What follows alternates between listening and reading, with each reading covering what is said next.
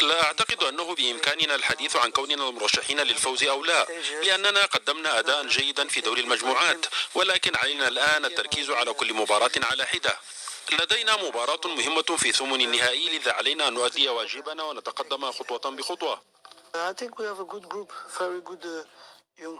أعتقد أن لدينا فريق جيد يضم لاعبين شباب مميزين يتمتعون بإمكانيات كبيرة، لكنهم بحاجة إلى تقديم أداء ثابت ومستمر من أجل التطور ومعرفة ما يمكنهم تحقيقه في المستقبل.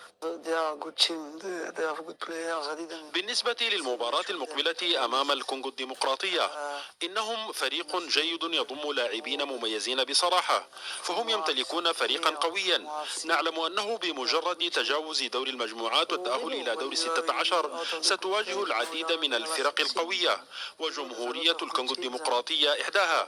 علينا أن نؤدي واجبنا وأن نرتقي بمستوانا ونقدم أفضل ما لدينا من أجل بلوغ ربع النهائي.